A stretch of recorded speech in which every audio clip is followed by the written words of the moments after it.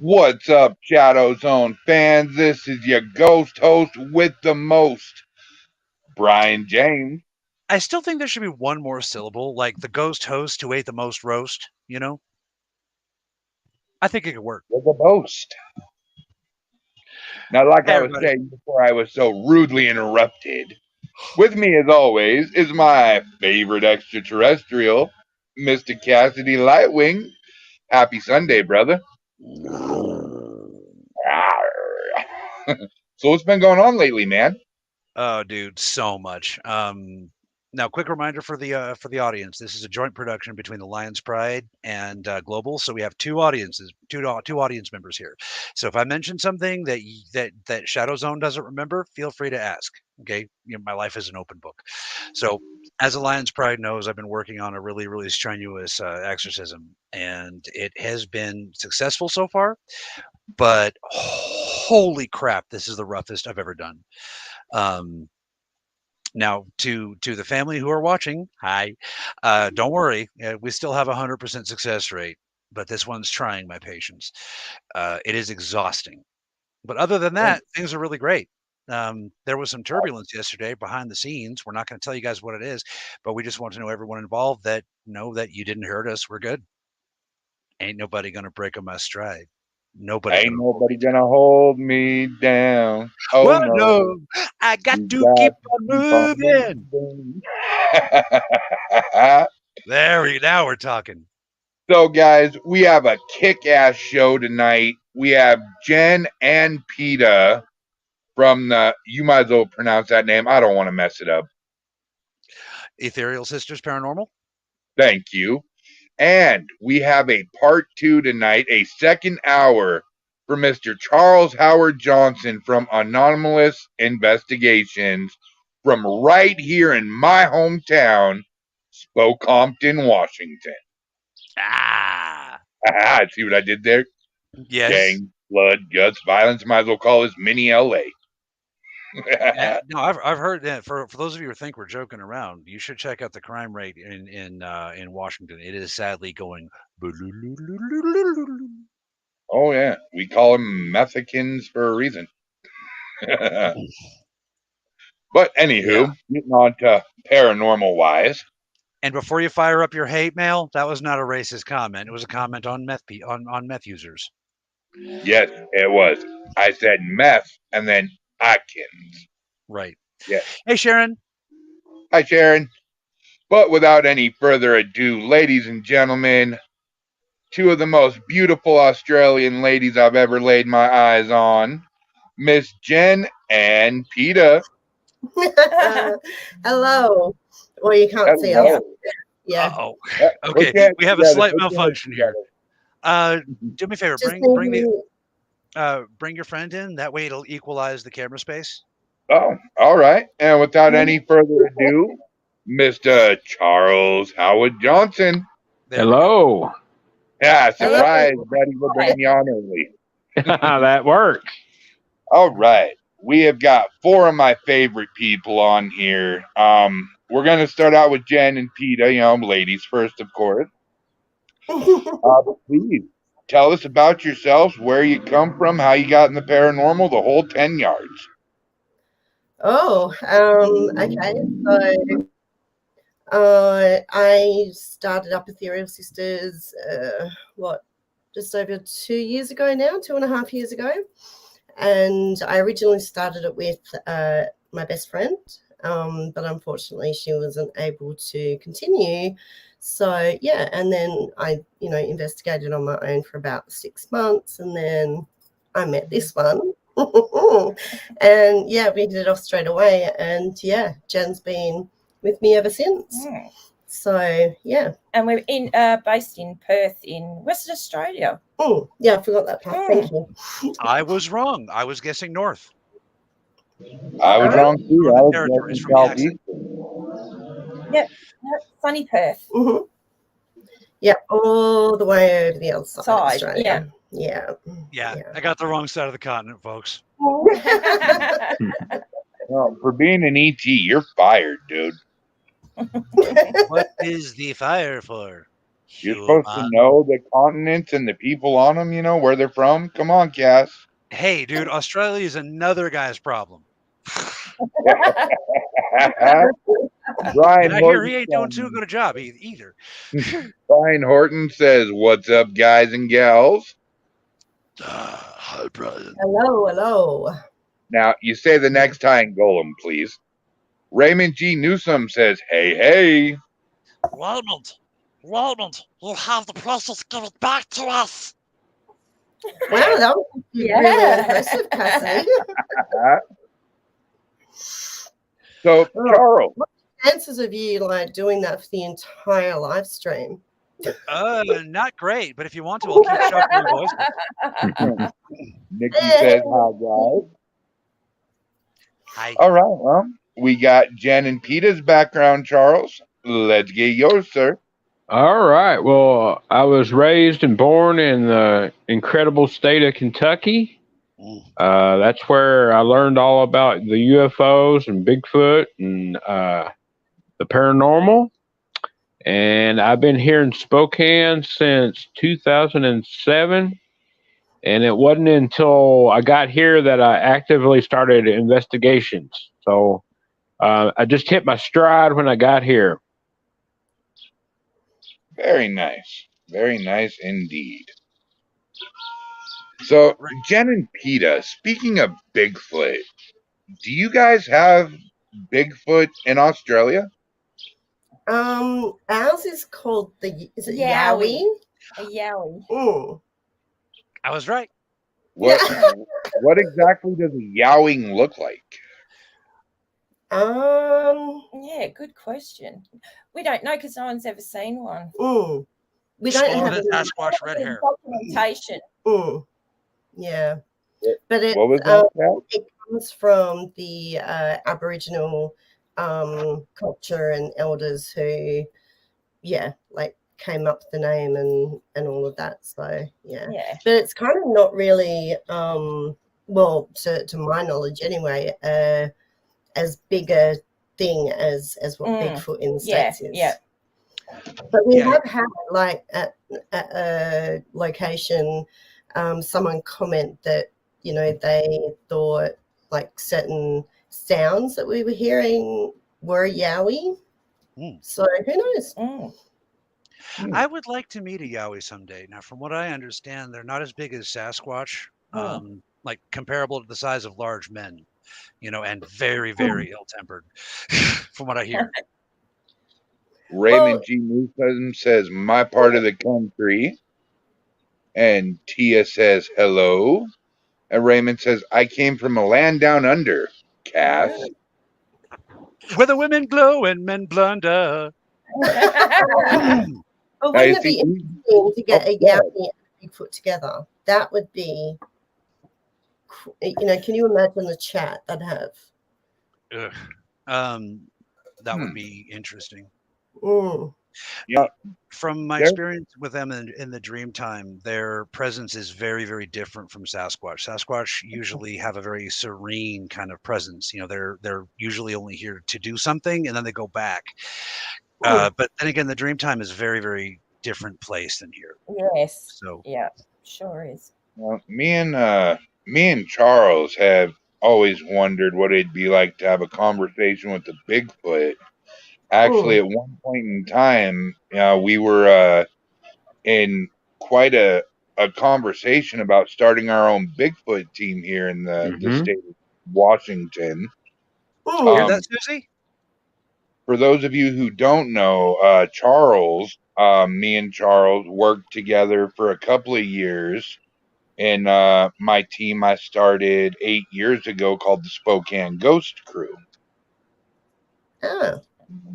Me and Charles we were like bread and butter when we teamed up. We came out with some very good evidence. We worked very well together. I agree. And I miss him every day. So, I have a question because she would kill me if I didn't ask. But one of our prime supporters and member of the board of Bleeding Violence Studios is very, very, very interested in getting a Bigfoot investigation begun, but with this one would be a little bit different. It would involve, psychics, old methods, shamanistic methods. Would you be interested in trying a Bigfoot investigation that added those things to it? Are you asking us? I'm asking Charles. Well, you also, but Oh, Charles. Yes, I would definitely be interested in it. Good, Absolutely. good. All right, Susie, you heard me. We're not very far. There's a pretty hot area not very far from Spokane in Colville, and that's a pretty good area for some sightings. Right. Yeah, there was one sighting where he just walked across the road and some dude almost hit him. Mm-hmm. Why do we get the feeling that's a story about you, Brian? Yeah, just because he's my relative, you do not need to be talking about my family like that. We will have problems. I Yeah. will call the Wookiees upon you. It'll be hell at Sasquatch Christmas. I mean, come on. Well, I have a question Uncle for you. With the Bigfoot thing, like, have you heard of Russell from PNW on YouTube? He does a podcast, and it's all about Bigfoot and stories that he's experienced himself, and he's absolutely incredible with his storytelling and stuff. Really, really good. But isn't the PNW thing in Washington State, or am I wrong? If I'm correct, and maybe Pacific Charles, you can help Northwest. me out with this too, but I believe PNW does stand for Pacific Northwest. Yeah. You're So right. that would be you guys. Mhm. Right. So that's like Washington, Northern Oregon, Canada, and Alaska, right? No, that would be Washington, Idaho, Oregon, Montana, and part of Northern California. But wait. It stops being the Pacific Northwest on the border? Yeah, Canada's its own country, brother. Well, but that's a regional thing, not a geographic. I don't understand your species. I'm gonna shut up. Casco McCormick. Brian, because he lives in Canada, maybe he can confirm the border thing for us. Yeah, as far as I know, it's Exactly. still the Pacific Northwest in Canada. But Yeah, I could be so wrong. What? Brian has your precious. Give it back to us, Brian. Sorry. Have any of you ever seen a Bigfoot or had like an encounter with one? Just in the dream time, not in real life. So far, I have not, but I hope to one day. Mm. Indeed. All jokes aside, I mean, I am called the Yeti, but that we'll get into that later. Fortunately, no, I've never seen one. I thought that I have heard one, but I can't really confirm that either. I, like Charles, am definitely interested in seeing one and documenting one, though. Absolutely. Mm. Well, for those of you who are interested, there are certain groups within various indigenous cultures that are actively trying to reestablish contact with the various species around the world.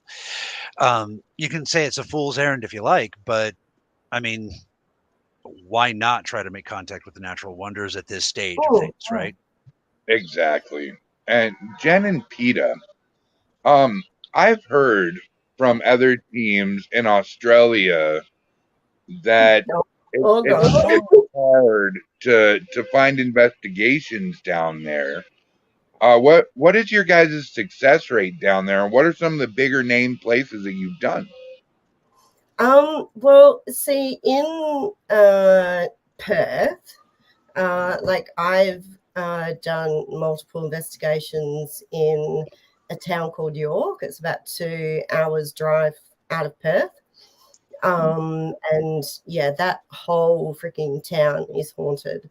So yeah, I haven't had the opportunity to go there with Jen yet, but from what, I found early on is the paranormal doesn't seem to be talked about in Perth, and no one really takes much of an interest in it. So it was quite difficult to get located. And no one wants to actually acknowledge that it's around. Yeah. They'd rather keep it quiet, push it under the mat sort of thing, like, oh no, this place isn't haunted, don't be ridiculous, blah, blah, blah. So it's really seen as a negative thing, I guess, here. But like we're definitely seeing, like posts, our investigations and stuff to YouTube. But, over, the period of time that, I've been doing it, and since Jen and Adam have been on board, we've had more and more people reach out. So we've got, I think, 4 or 5 private cases that, we're in the works of like booking in. And it's kind of, it is picking up a lot at the moment. But even from, New South Wales, there's a radio station over there. It's a paranormal supernatural radio station. He was looking for, someone in WA, and he could not find anyone doing paranormal stuff. And then he came across, our channel, and so we've been on that show quite a few times. Really? But, that's cool. Yeah.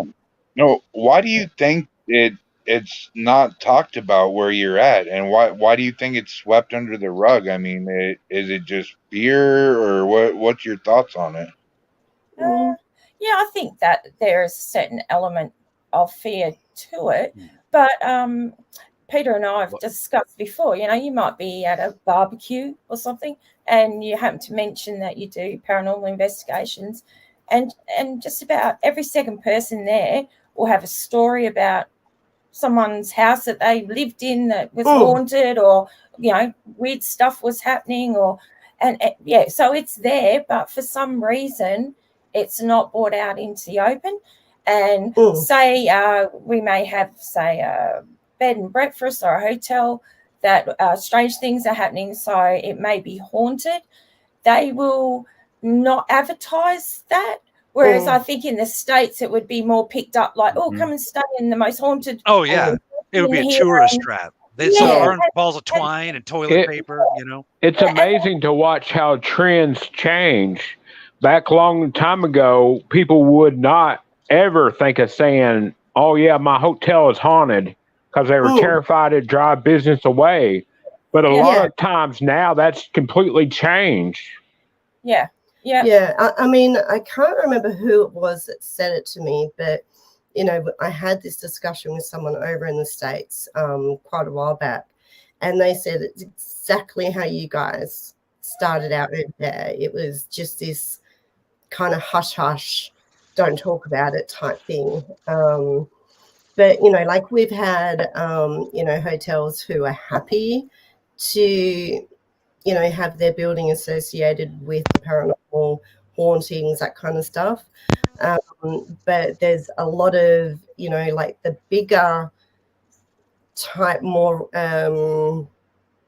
like renowned for their hauntings, that are now privately owned, and they do not want you in there. They don't want anything of that, nature associated with their business. So, it is probably, the more, we have been, doing it, the more people are coming to us, or we're finding out more stuff. Yeah. And we also have what they call National Trust. So they're kind of like a government preservation body. So unfortunately, a lot of our historical places, buildings, are under their trust. So there's no way that they're ever going to let us in to investigate something paranormal. It's just, they manage it, for preservation. We'll see about that. They allow tourists in. It's for tourists, like you can go in and walk around the house or homestead or whatever.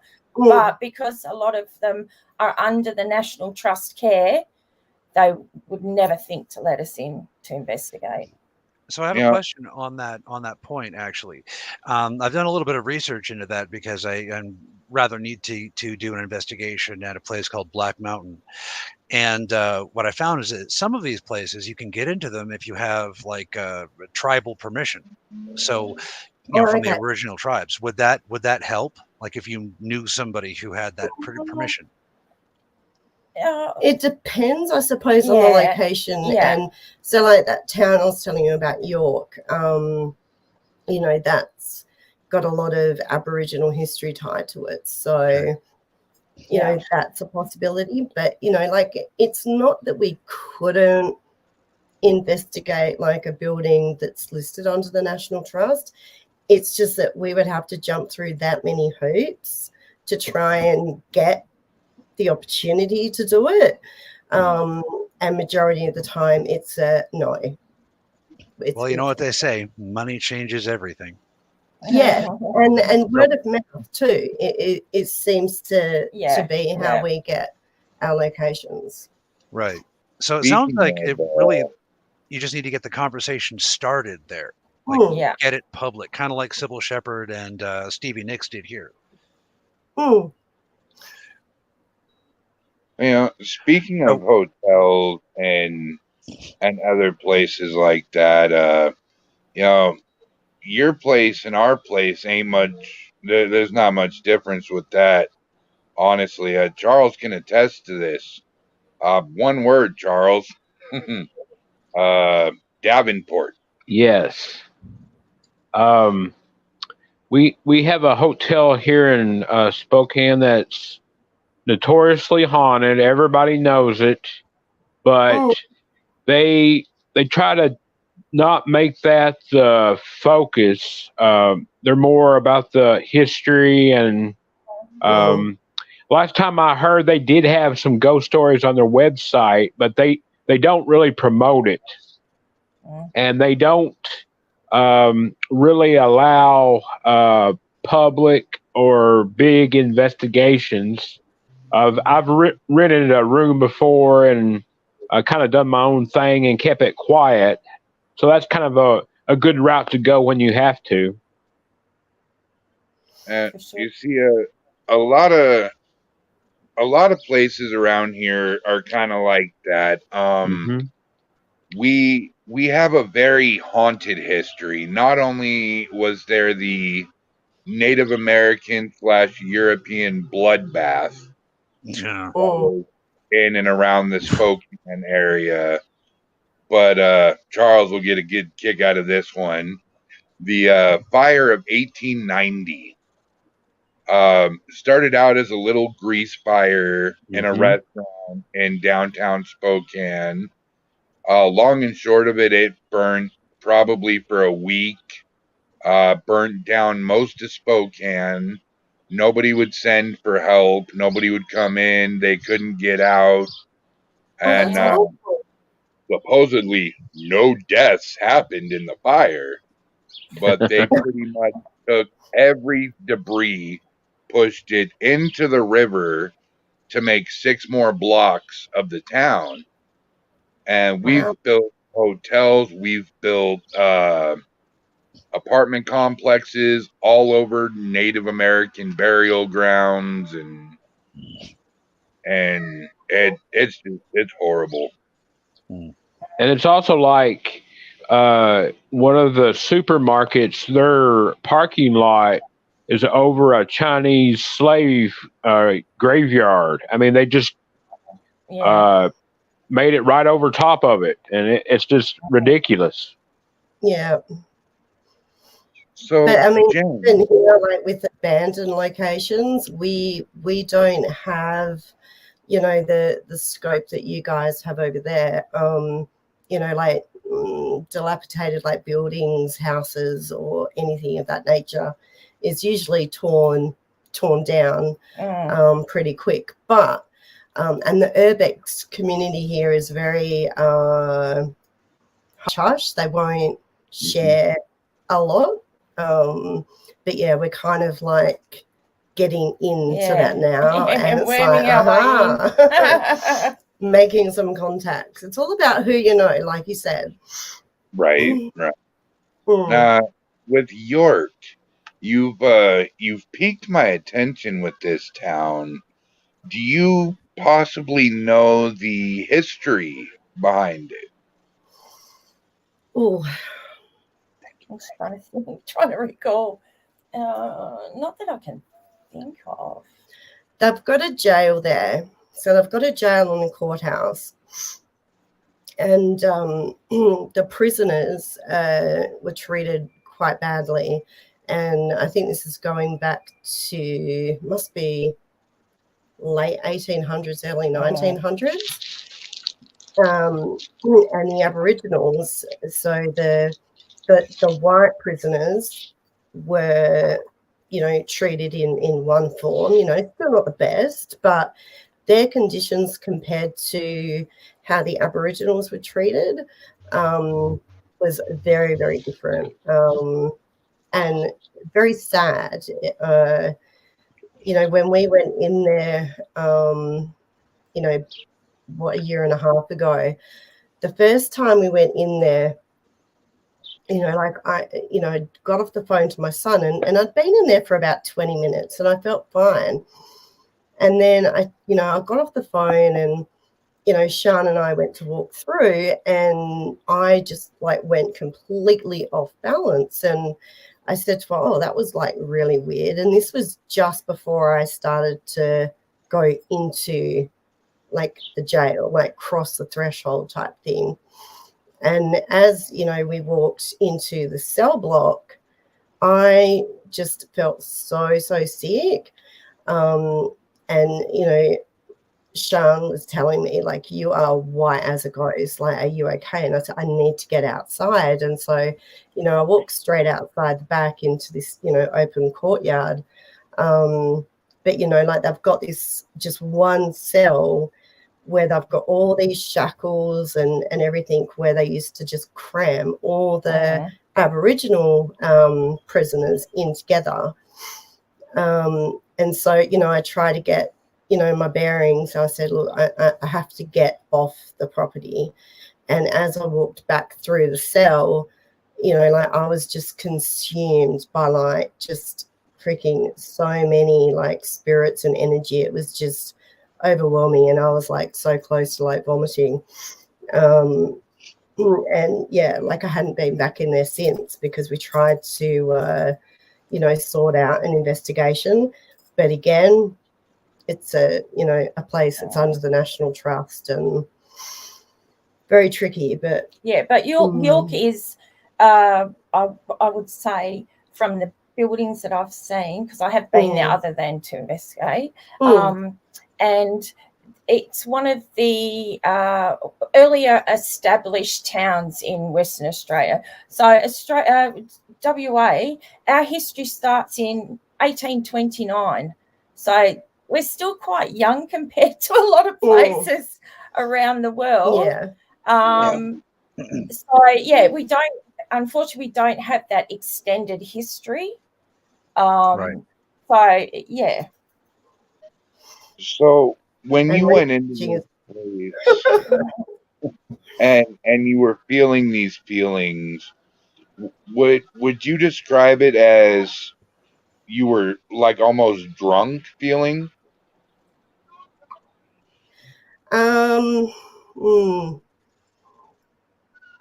kind of more I couldn't really say I felt like I was drunk. It was just an urgent, I need to get out the front of this building before I literally throw up.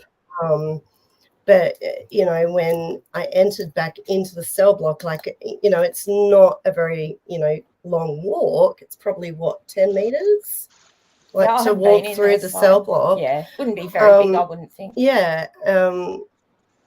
But yeah, I freaking basically ran almost to the point where, it's just I need to get out. And it took, I don't know, a good 10 minutes. But the further away we got from the jail, the the better I felt. And then I was okay. Yeah.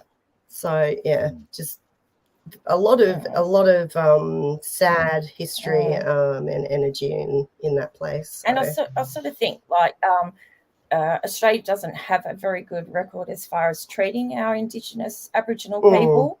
But I guess it may be true with other Indigenous or Native people that when they're incarcerated, it's not just their body, it's their spirit. And it's their spirit that makes them sick when they're in custody. So I guess a lot of that would be left behind. Oh yeah. You know, it's not a physical thing, it's a spiritual thing that is broken and taken away from them. And what about you, Charles? Have you ever had the feeling that PETA had going into an investigation? As far as like being weak or so forth, I have felt kind of a weakness a few times, maybe even a little disoriented feeling.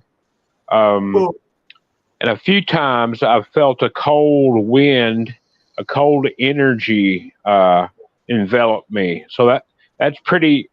When that happens, you know it happens. It's a pretty unique feeling. Where were you at when you had those feelings? So one time was at a local museum.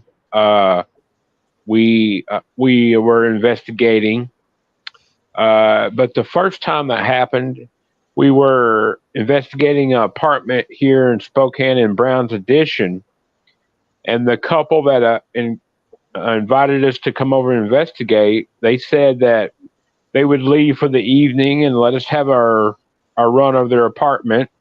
But before they left, they said, make sure you watch the closet door. Something opens it. Well, this is at the beginning of my career, and you hear a lot of stories here and there, and you think to yourself, okay, whatever. So they shut the door and left.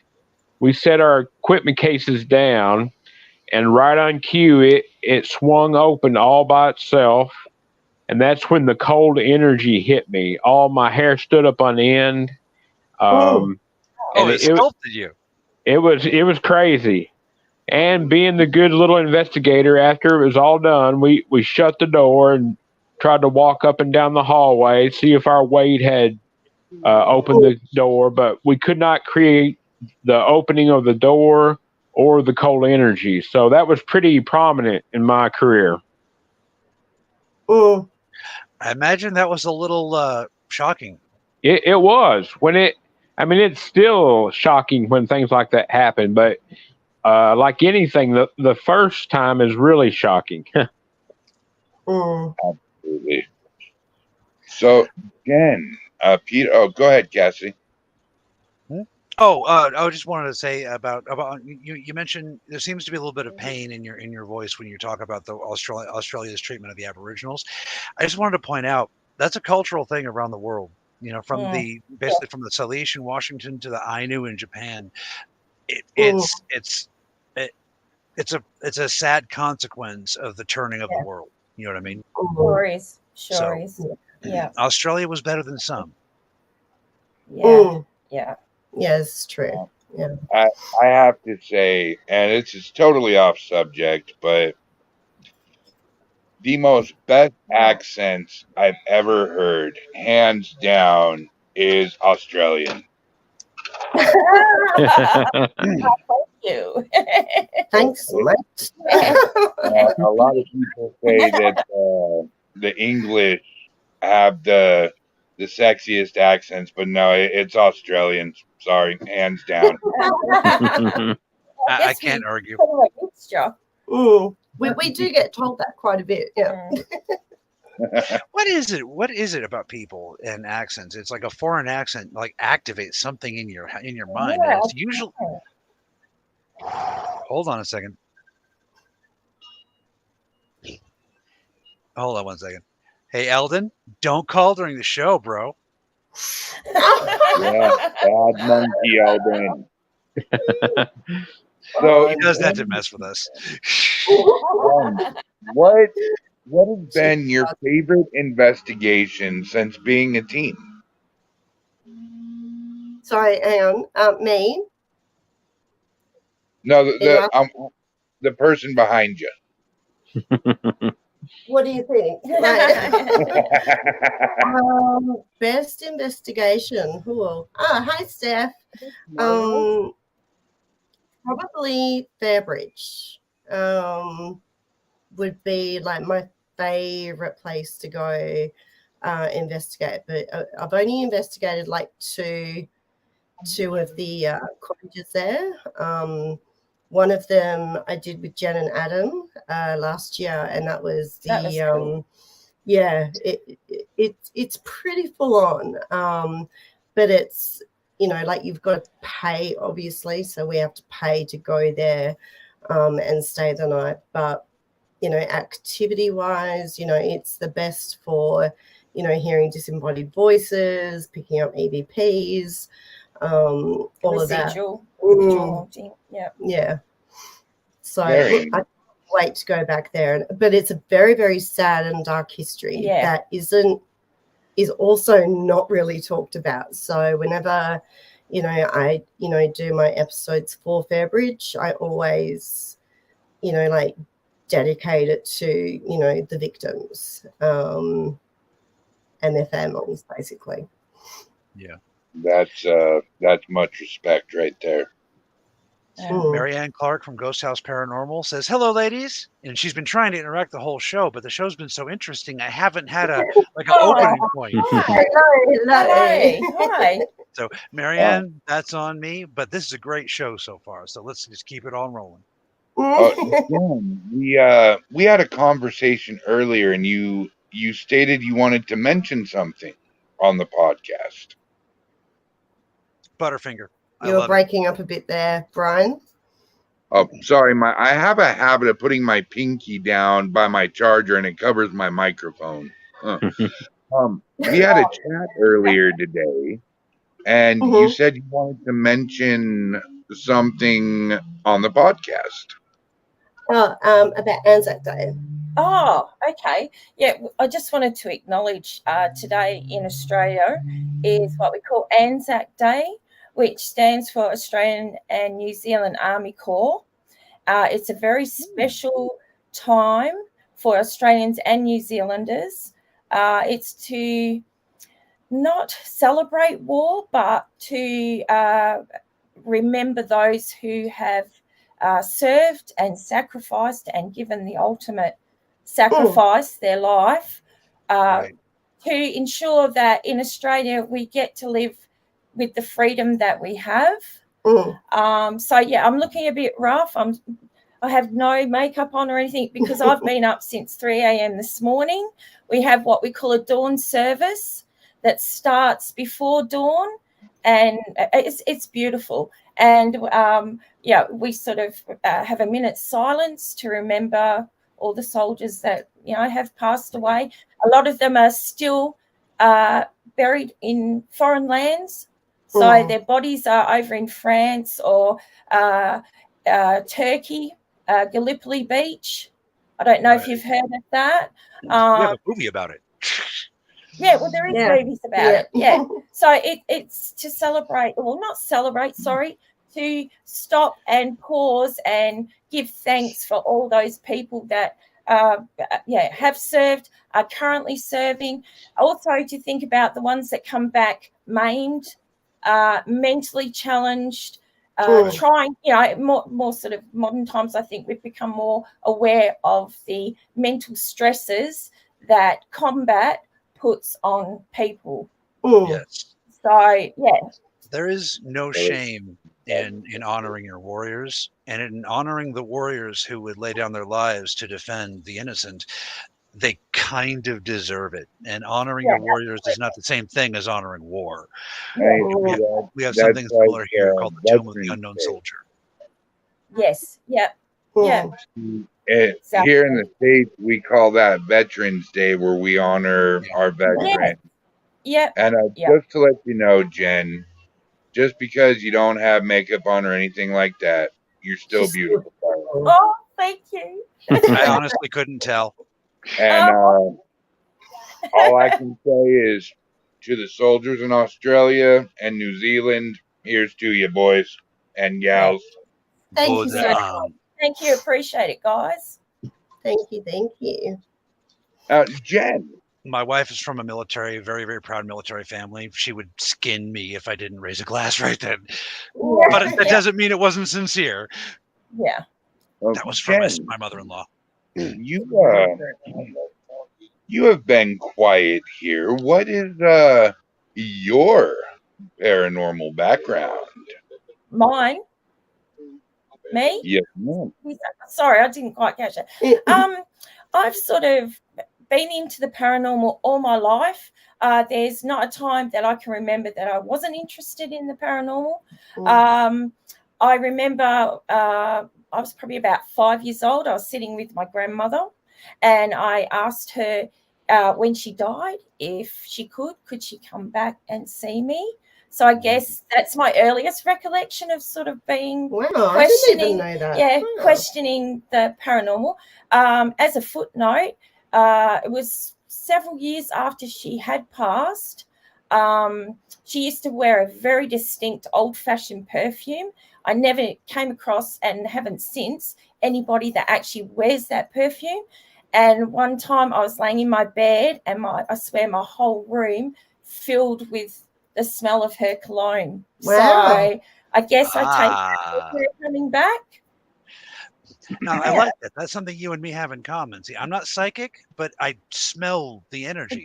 So yeah, sensory scent memories are some of the most powerful. And if a spirit knows you and they can activate those, go for it. Yeah. So you at home, like if you smelled your dad's cologne or whatever, no, it wasn't your imagination.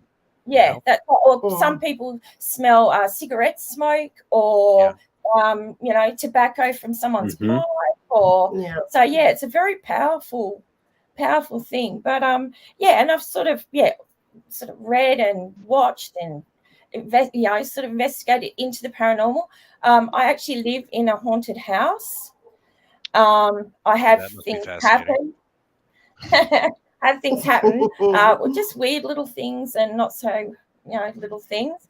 And then I picked up, Peter put out that she was looking for someone to come and join her on investigations.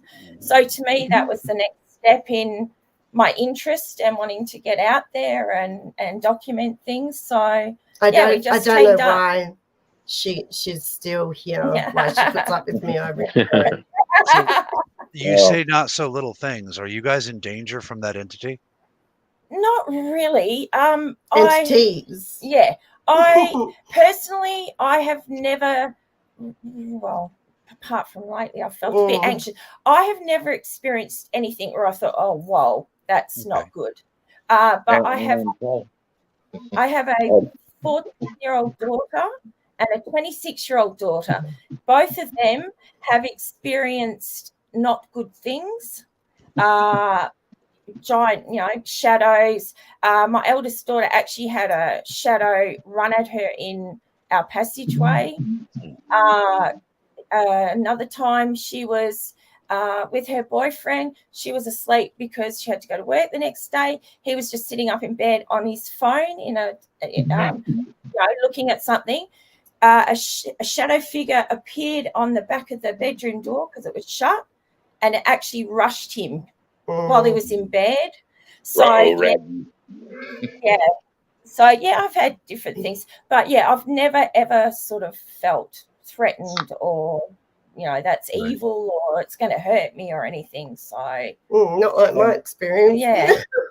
And just to back up what I'm saying about Australia's #1 sexiest accent, Melissa Ewing, loving the accent too, ladies. A little bit into my background. I saw my first spirit at 5 years old. Me and my sister shared a bedroom in a little house in the forest on the northeastern side of what? Up in a tree. Shut up, cat. I'm gonna come over there and psychically whoop your alien ass. And I'll deserve it too. Oh, that nailed paddles. But anywho, me and my sister shared a room, and in the closet, there was always these glowing red eyes. And used to scare the hell out of us. You could hear heavy breathing. It would never move or come out of that closet. But we were out of that house pretty fast. Did you see it most nights, or just every once in a while? Most nights. Wow. And from there, where other people would watch the shows, I had probably 6, 7 notebooks from front to back, full of notes and do's and don'ts. And in 2014, I started the Spokane Ghost Crew here in Washington. And we were very successful. Charles was a part of that for 2 years? Yeah. And we met our demise of December of last year. And that's when me and Eldon started Global. Oh. And I'm glad you did. I'm glad you guys found me. But yeah, I'm 50-50 on it. Charles, with not only with the SGC, but after the SGC, my friend, what are some of your favorite investigations that we/you did? So, at the top of the list would have to be St. Ignatius Hospital in Colfax. I knew you were going to say that. Forget you and forget that hospital, man. It's an amazing place. They're doing some amazing things with it, and I will never forget it. And anytime I get a chance to go back to it, it's definitely a great opportunity. The Davenport Hotel's just an incredible place. Even though you're not, sorry, my TV's giving off light and shadow, but the Davenport Hotel is just rich in paranormal history. You kind of gotta have to do your own thing, but that still can be productive. There's a bar. It's called D-Max, which I go to regularly. That's got a lot of activity. I always love to go there. And the checkerboard. And the checkerboard. Can't forget that. And you always got your local park, Minnehaha Park. There's just all kinds of. I like going down to the courthouse where they hanged a few people. I love looking up the history, then going from there and trying to get some paranormal results that some people might not have thought of. You just do a little digging, and you can find all kinds of fascinating areas. But Saint Ignatius will always be very special. I'm going to tell you why he says that. And he torments me and mocks me with this. And you're an ass, Charles. Now, the first time I went to St. Ignatius, I went in there with a very cocky attitude. I was a 2.5-year investigator. I was on top of the world with my team. And instead of doing my homework and research and being polite to these spirits, I walked in there and challenged them and threw people under the bus like, this is a surgeon that killed you. What are you going to do to him? And long and short of it, I came home with a very dark entity that put a kibosh on my team for about 8 months. Wow. Now, Charles, Mr. Charles here, my lovely Charles, convinced me to go back a second time. And him and my sister see on the thermo this huge entity standing in the very back.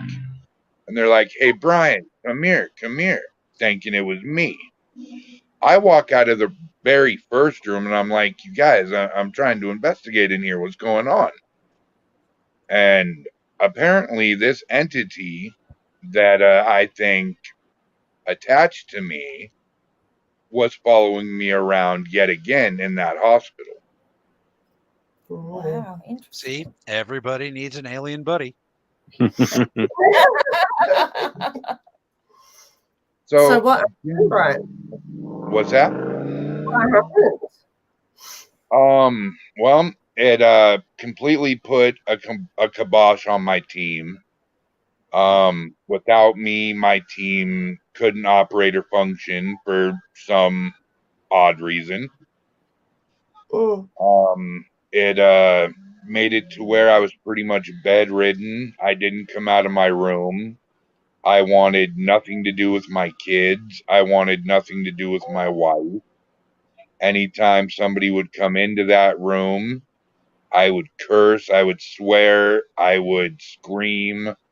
I went as far as to throwing things at people if they would not leave my room. I didn't even want my wife sleeping in the same room as me. This went on and progressively got worse for about 8 months. And then I found somebody to get rid of it, and it took 6 sagings and 3 blessings. All right. What an experience. Actually, on that note, Marianne Clark has something important to say, and then I'll get right back to that. Marianne Clark wants to point out that sometimes these shadow people are known to be a guardian. The shadow people you were mentioning. And then the reason why I'm working that in is, Brian, how does that compare to the feeling you got with the backlash from our current case? Is that a similar like ballpark of feeling? Yeah. From what I can remember of last night, yeah. Okay. That's a whole nother story right there. Jen and PETA, have you guys done any insane asylums or prisons or anything really big and dark and scary? I've investigated Perth's first prison called the Roundhouse, and that's just down in Fremantle. It's only got, I think, a total of, was it 8 or 10 cells? Yeah, I'd say 8, more likely 8. Yep. But there is it was my first experience, like, you know, going into an investigation and being kind of taken like a spirit, an insane spirit, kind of trying to pull me back type thing. So like we were finishing up the investigation, and I said to Charlotte at the time, I said, I'm just going to go, we'll just go around one more time and see if we get anything else. And one cell in particular was for a convict who was mentally insane. And so I just walk in there, and I think I asked like a couple of questions, and then I kind of like I drop my hand, and my head goes down and then comes up again, and I'm just staring at the wall. And Sean's trying to like get my attention, thinking, like she's just trying to like listen. And I was not responding to her. And so after she said my name 4 or 5 times, she actually was just like, oh shit. And she came in and, she grabbed my face and, kind of made me look at her. And she said the look, like my eyes, I was just completely vacant, like I wasn't there. And then I came around and I was just like, yeah. And she's like, where were you? And I said, what do you mean? She said, you weren't here right now. And when I looked back at the footage, I was like, oh, yeah, gives me chills. It was time for you to bounce. I imagine Ooh. that would be friggin' terrifying to see Yeah. yourself doing something you don't remember. Yeah, Ooh. yeah. Oof. Yeah, but, I mean, the more I kind of, because, you know, like I was trying to convey like what was actually happening, but I couldn't like verbalize it. Like I couldn't say what was actually going on. And it was probably, you know, like when we were almost home that, you know, I was able to kind of explain to them a bit better what was happening. And it was strange because like he was pulling me through like back through all the different time periods of when he was there. Like it was just the weirdest thing. And I said to Sean, I said, I could hear you calling me, but you sounded so far away, and I couldn't say anything. Like it was like I was, you know, having sleep paralysis or something, you know, while I was awake. But yeah, that's probably the weirdest experience I've had while investigating. So yeah. Are you by chance an empath? Mm-hmm. Yeah. Yeah. And what about you, Jen? I can't really recall. Well, there was. Well, I don't really want to say anything because it's actually coming up in one of our episodes. But yes, I have had. Oh yeah, don't screw over your episode. Yeah, but I have had a sort of experience like that where, I just it's strange. Enough. Tune into that episode to hear the rest of this story because I'll be there too. Exactly. Nah, the trailer's up on our YouTube channel as of yesterday. So yeah. If I remember, you guys are season 4. Yeah. Yeah. Congratulations. Thank you. Thank you. Thanks. Although it's been a long time coming. One of my sayings is to get your shit together. Yeah. So all our subscribers are always telling me, Peter, you need to get your shit together. Oh my but I started working. Well, you're gonna have to edit this. Man. She said a potty word. Fuck, fuckity, fuck. There, now she's all right. All right. Right now. But yeah, then I started, you know, I got a part-time job and just single mum life, working part-time and trying to do everything. It was just, I was like burnout like super fast. So I had to have some time off. I am very, very proud of your team. You guys are doing great things. And I can't wait to see season 4. Oh, thank you. Thank you all. Thank you very much. Mr. Charles Howard. No. I'm joking. Oh, Mr. Johnson. I'm here. So I wanted to talk to you about something. You know, that there's little birdies that like to chirp all around. You know what I mean? Yes, that tends to happen. They hop on their little legs, chirpity chirp, chirp, chirp, and you hear stuff swirling around, and it's come to my attention that this funny looking creature from Kentucky. that would be me. There could be a possible, maybe very small possibility that we might have the honor of Mr. Charles Howard Johnson on the Washington Global. Do you care to make a comment? All I can say is there is that possibility. Oh my God, I love you. We sushi. We need somebody like you on the Washington team. Yes, We will sir. see what the future holds. I got a crystal ball, so you might not want to say that, but Well, I mean, we are technically coming to you from the future Yes, because we it's are. Monday here for Oh, us. very nice. uh-oh. Don't What play with time my is it head, there? man. So, completely off subject here. What is the scene like in Australia, if you're fans, that is, of professional wrestling? That is where you kick the pigskin through the giant H and score points in the little hole, yeah?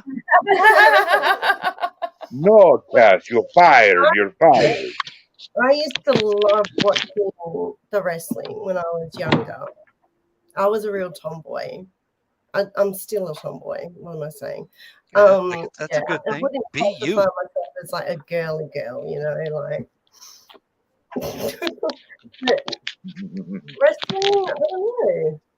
Do Yeah, we? I'm not sure that into it. So I'm not really sure. Not like the state.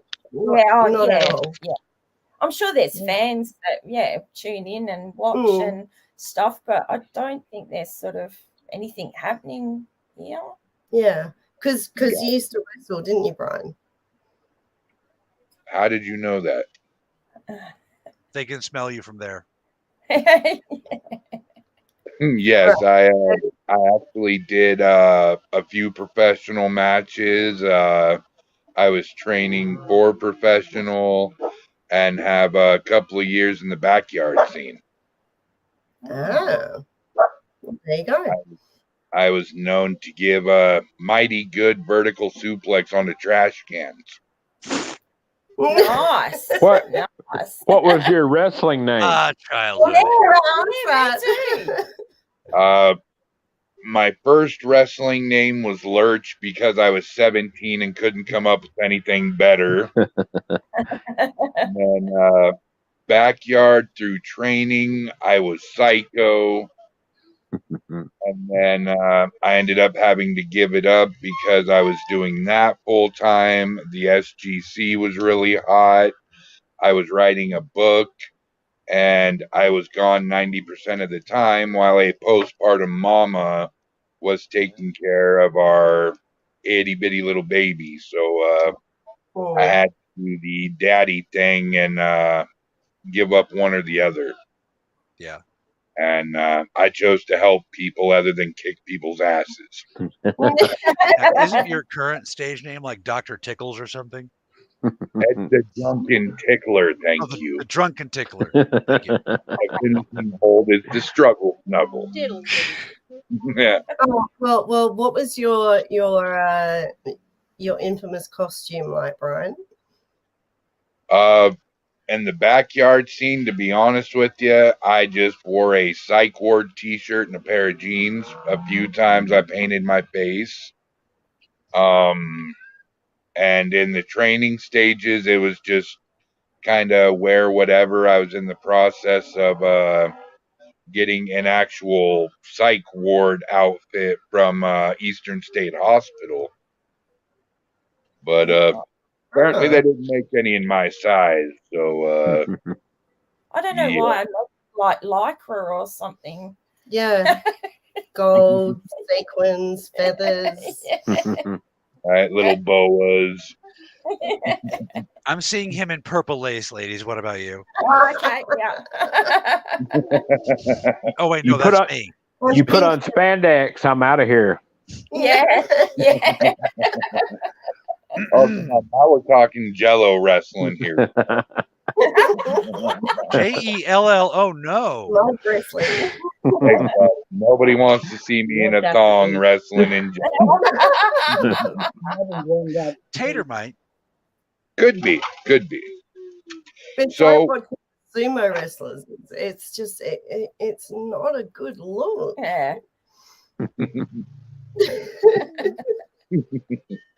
So what do we have to look forward to as fans of seeing with Miss Jen and Miss Peta? Oh, well, let's see. I suppose, well, the fact that we're starting private cases, so that's going to be something new on our channel.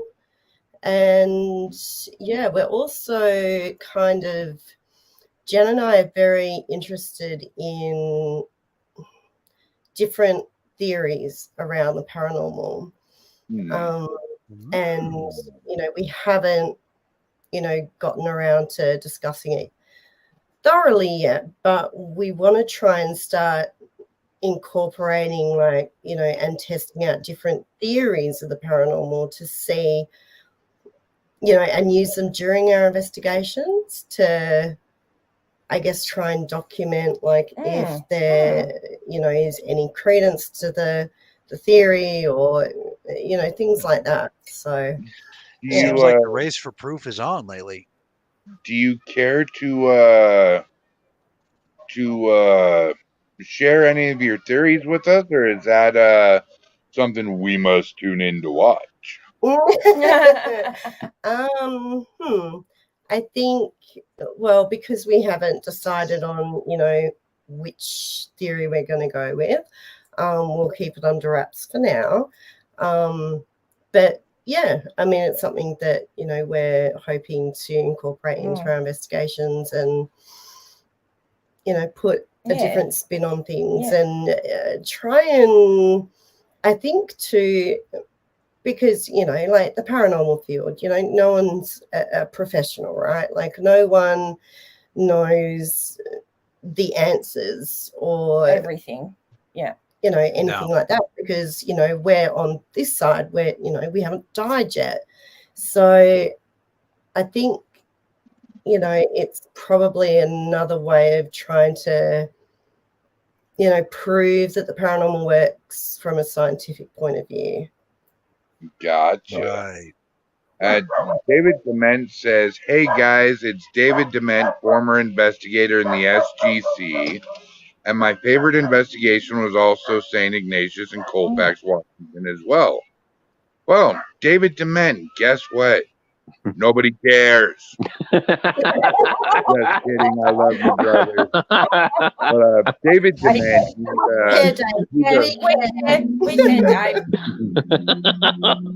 I don't. David Dement, he's a funny character. He came up with a great name for the SGC before we named it, and to this day, it still hits my funny bone. Ghost ticklers. Bumps. Well, that's better. What was it? Ghost bumps. Yeah. Okay. So like goosebumps. Very clever name, right? Right. I just couldn't foresee my team being called Ghost Bumps. But then you could use the tagline, "We're the ones who bump back." Yeah. Actually, that was the SGC's slogan. Oh. We have people see how good it is? Say that to us, and like males, and like when we've been at the farmhouse and stuff, and they were like, how are they there and they're not scared? And Jen and I just like, I mean, I'm wanting to get scared. It happened a couple of times recently. I scared you. Yes, Jen did during a live investigation. Scared the absolute shit out of me, which was awesome. But yeah, like, I don't know, like, I feel like I've become desensitized to when things happen, or if it's myself, Jen, and Adam, and we're all together filming, and I hear, say, a disembodied voice, I can guarantee you, if I say, "Did you hear that?" These guys never, ever, ever, ever hear it. Like, what? So it's more of like I don't get shocked, you know. Yeah, I'm, you know how there's some teams who just they hear like a door shuts and they're just like, oh my god, did you hear that? Oh, And that they is so fake. Yeah, they It's start awful. running around in circles. Yeah. Ah! Must be Yeah. a demon. There's a demon here. Yeah, no, we don't do that. Those of us in the exorcism profession resent that. Oh, By the way, not everything's a freaking demon. yeah. Okay. Yeah. Ridiculous. I've only done that one time, and I did not think it was a demon. I wasn't talking about you, bro. You got a guilty conscience? We were at an investigation that we called the Ghost on Post Street. And we just set the camera up. It's pointing towards the bathroom, big oak door. And all of a sudden you hear, and we stop and we're looking at the door like, did that just really fucking happen? Mm. It's like our third investigation. So we're tiptoeing like cartoons with ghost nets, you know, waiting to capture Casper. I go to open the door. Somebody lets out this enormous fart. Scares the shit out of the whole team. And from this day forward, in an investigation, I would tell my team, and absolutely no ghost fart. That sounds like a good tagline. Charles, any scary moments for you, sir?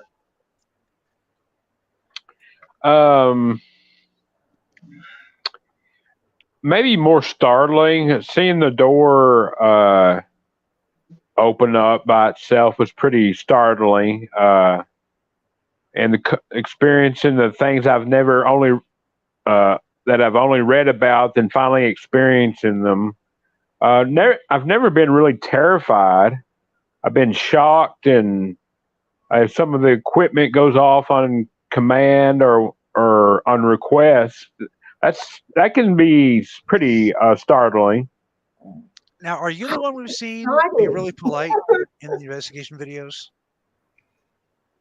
Or is that somebody else?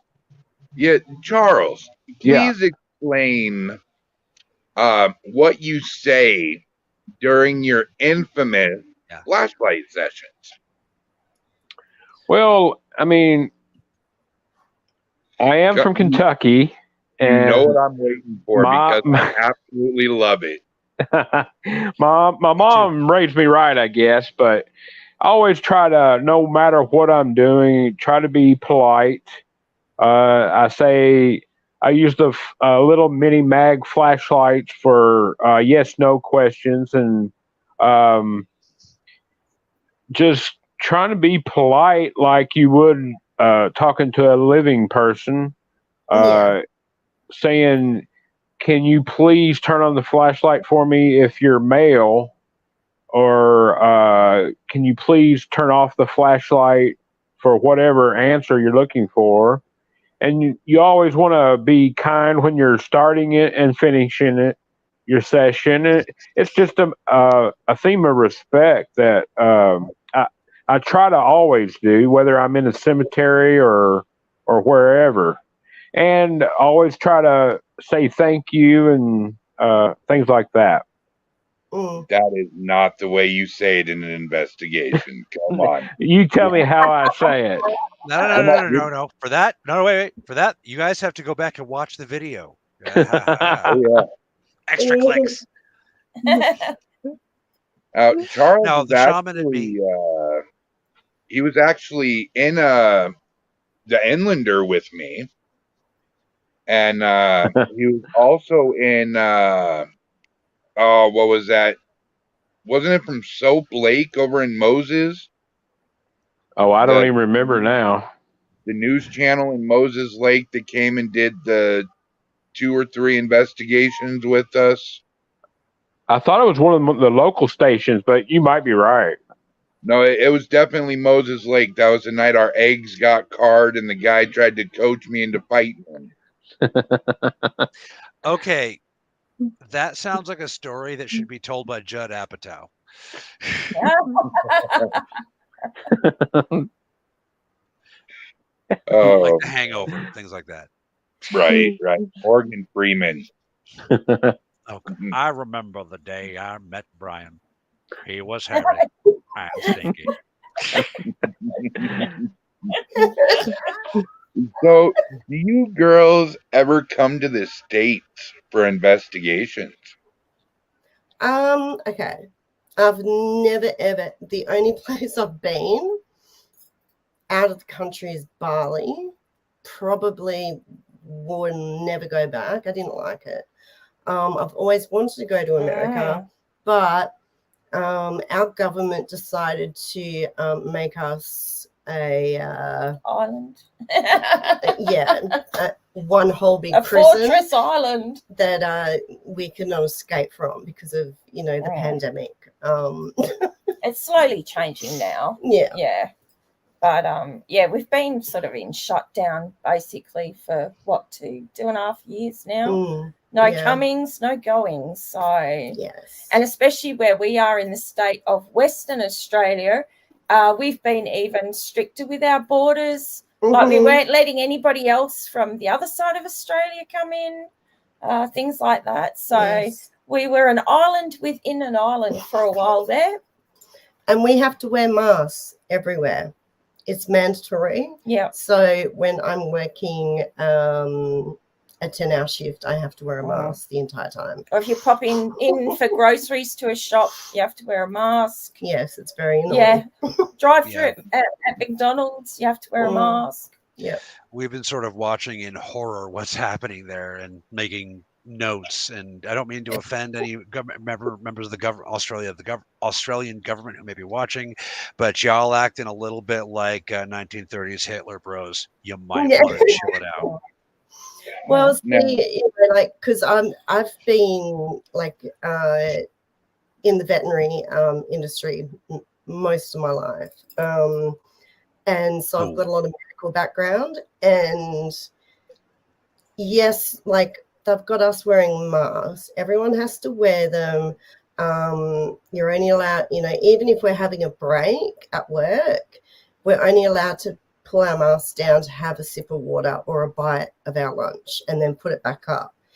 And it's like, well, you do realize we touch our eyes a million times a day. So wearing the mask is not doing anything. Yeah. No, the whole thing is scientifically completely unsound. It's a control tactic, nothing more. And for those of you conspiracy theorists who are wondering if the lizard people are doing it, yeah, they are. I thought it was them.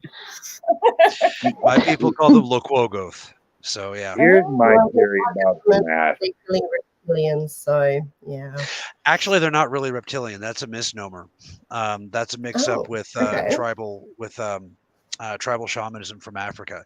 They got a being that roughly translates to the word Chitauri, and they got it all mixed up. The Loquogoth are energy beings. They're not really reptiles. So you know who is a reptile? Queen Elizabeth and Betty White. Oh. Shame on you.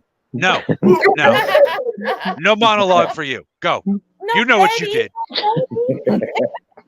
But I have a theory about these masks, and correct me if I'm wrong, okay?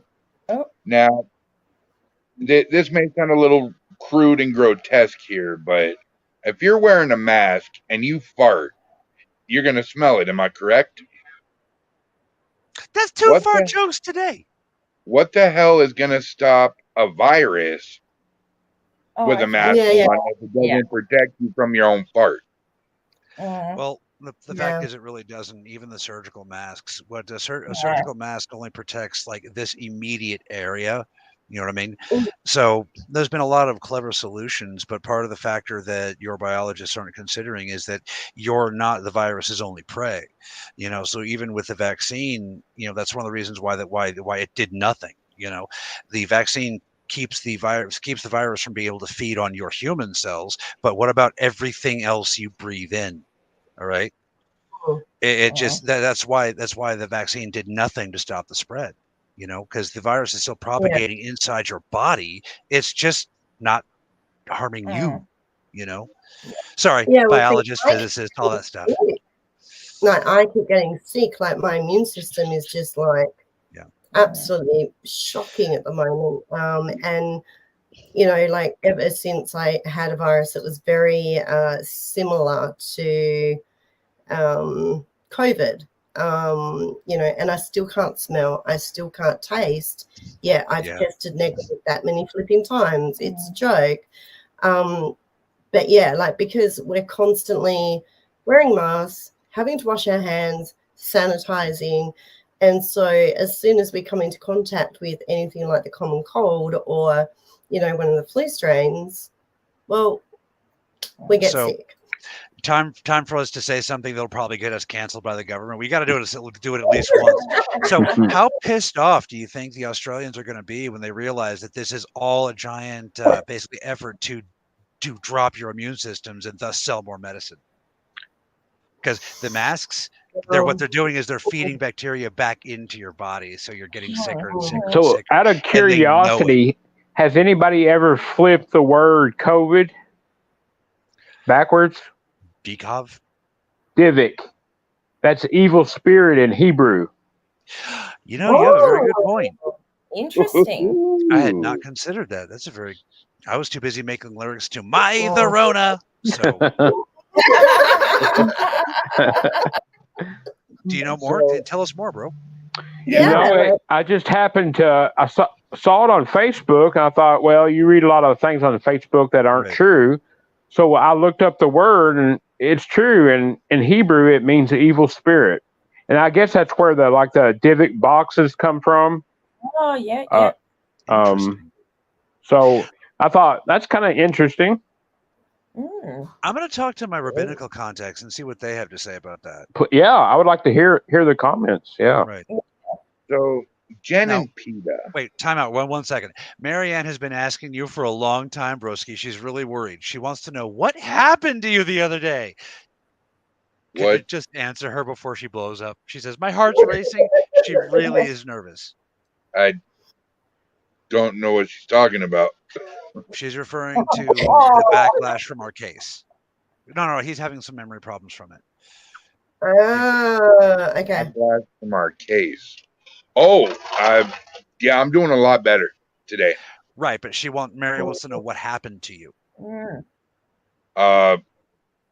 Pretty much complete psychological breakdown. Oh man, Brian. Wow. Since this case happened, my mental and physical health has plummeted. But are you to tell us a bit about the case, or? All I can tell you is there's a very high-powered demon and extraterrestrial. This demon's powerful enough that he broke a kid's arm, just levitated and slammed down to the ground. Yeah, this situation is no joke. And we got the warning that we needed to back off from the case. And if we don't, this demon is going to mess with all of us. But see, that's why I mentioned the joke in the beginning. Everybody should have a pet cat. So that's right. Yeah. So what do we say to the demon? We're going to do this in Gandalf style. Wind your body, wiggle your belly. Yeah, sorry. Beginning of a spell. We play this song when we're doing exorcisms that remind us that we're in charge here. This is our world. Yeah. You know. Yes. So when you say I'm sorry, you're talking over the ladies again, bro. Oh, sorry. Go ahead, Peter.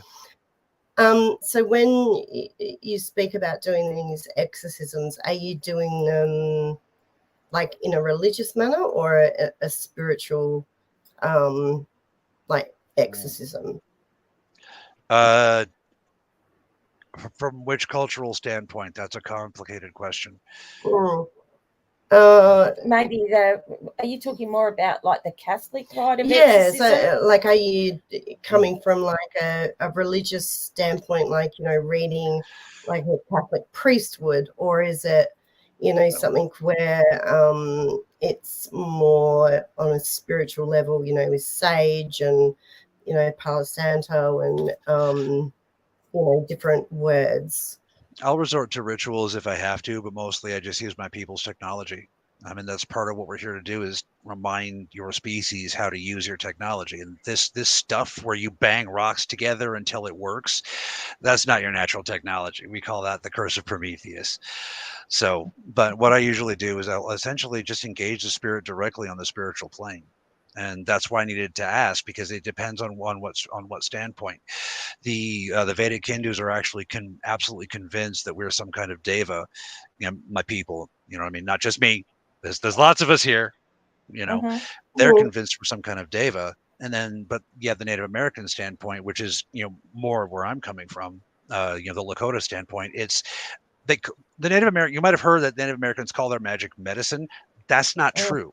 Okay, what they call medicine is a very, very scientific process. It's just a different technological base than the molecular one you guys are using. So the Lakota would call it a science. The Vedics would call it a religious thing. My people would just call it the way, you know.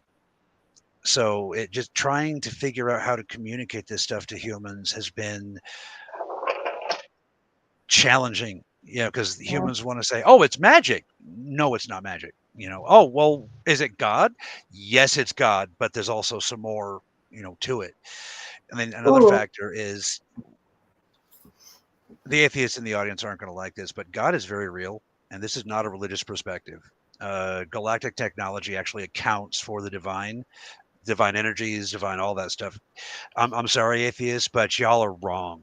And y'all are stuck up in your own head and in your own ego. This is not a matter of faith. We have to find our faith elsewhere, because part of our technology is utilizing and manipulating, refining, and etc. divine energy.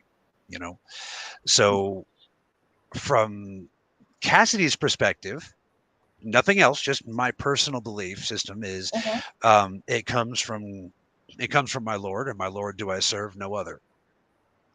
So I have zero problem saying my Lord is Jesus Christ, as per 1 Corinthians 12, all you bastards who keep saying I'm a demon, which, by the way, way more than you would think.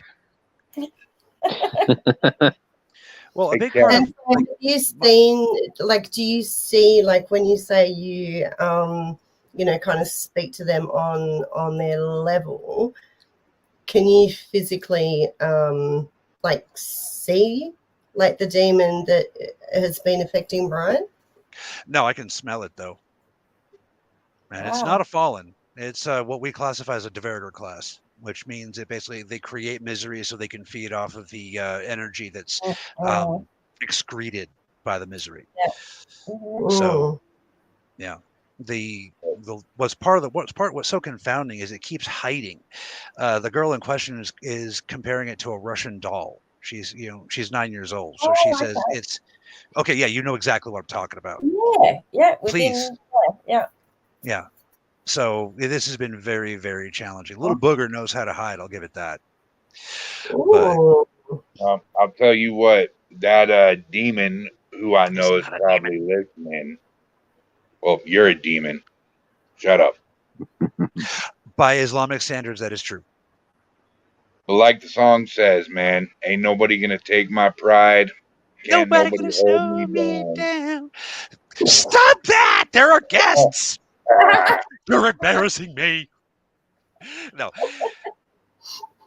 But yeah, basically what you guys would call the dream time, right? Or not the spirit world. That's a different plane. But what you guys would call specifically the dream time is kind of like our home plane of existence. So that's kind of how I interact. You know what I mean? I'm not psychic. Those are different parts of the brain, different processes. Okay, what I utilize, I can't see the demon, but I can smells it. All this stuff manifests to me as a smell. You know what I mean? Like that's how I experience it. I can't see auras. I really wish. I hear it's pretty, but I can smell it. So Okay. now, for those of you wondering if I'm schizophrenic, it's not a physical smell. It's like a mental. It's like a mental smell. Mhm. You know what I mean? And in my defense, that fucker caught me off guard. Only reason he got me. Wow. But Wow. he didn't Can get me you for feel that. him around you? Huh? Can you feel this, demon around you, or have you I did gotten? last night. Last night I felt him around. I do have a sense. I guess you can say I'm a sensitive. I can feel spirits around me, Mhm. and yeah, I felt his presence yesterday. Mm. Marianne, are you shitting me? But I did what I could to take care of him, and he ain't gonna mess around here no more. Oh, well, that's good. Yeah, Oh, that's- Marianne Clark, just so you know, the name you just pulled out is the little girl's stepfather's name. What are you talking I'm sorry. Marianne's going crazy over here. Not like mental. She's getting messages.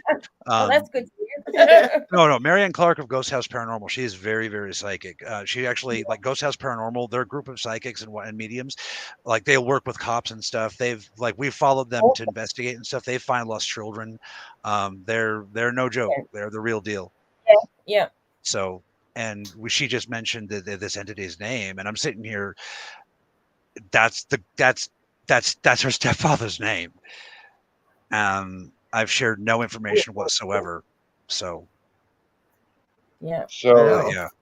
Jen and Tita, you guys are excited to come to the States. When does your mandate lift? I don't know. I think it'll be in stages. So at the moment they're letting, I think, people in from the eastern states, because what was happening was they would lift it slightly, but people coming into our state would have to prove that they didn't have COVID through testing, and they would also have to isolate. I think it started off 2 weeks, and then they brought it down to a week. And now I don't think they're making anybody isolate. Yeah, I don't think so. If they test negative or whatever. And we're allowed to leave. Yeah. Yeah. But we have to go through this whole rigmarole. We've got to get what's called like a G2 good to go pass, and yeah. Well, it's all very frustrating. We'll try and get there as soon as we can, because we'd love to come. Yeah. Here's why I want to know why. I'm happening to move to North Carolina sometime this year, by the latest May of next year. And the East Coast is very well haunted. Happening to be in North Carolina, I'm a day's trip from very infamous haunted places. And I would love it to have you guys as our guests. You know, a week or two, we will take you to some of the most haunted places on the East Coast. You don't need any hotel. You don't need any money for food. You can crash out at my place. We will feed you. And, you know, I want to show you guys a good old North American haunted tour. That would be awesome, That sounds Brian. brilliant. We'd be down for that, wouldn't we? Yeah. I've even had David Oman invite me to stay at his house, investigate there, and have a barbecue with him. I can barbecue some mean stuff, but let me tell you what, there's nothing like Southern home cooking. And of course, Charles, when I get to North Carolina, you are more than welcome as well, brother. Well, thank you. Anytime, I look forward to it. No, that would be awesome. You're invited as well. Yep. Yay! Wow. I keep clicking the wrong comment because the comments move, and it's the wrong comment that comes up.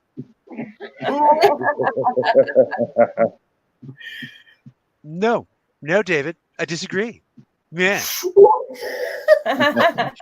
No, we had that conversation with Eldon. Eldon's like, Cass, shut up. I'm like, yes, sir. No, it's a different part of the brain, isn't it? Cass, shut up. Okay. Charles, something sir. you don't know yet, and PETA just got found out the other day, is Global has come out with a new part of Global.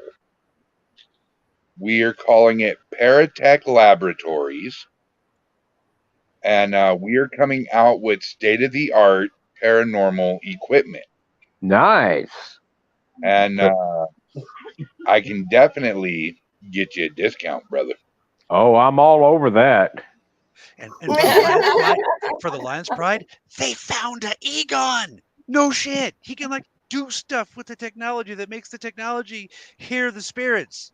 That's exciting. When do you know when it's going to be up and running?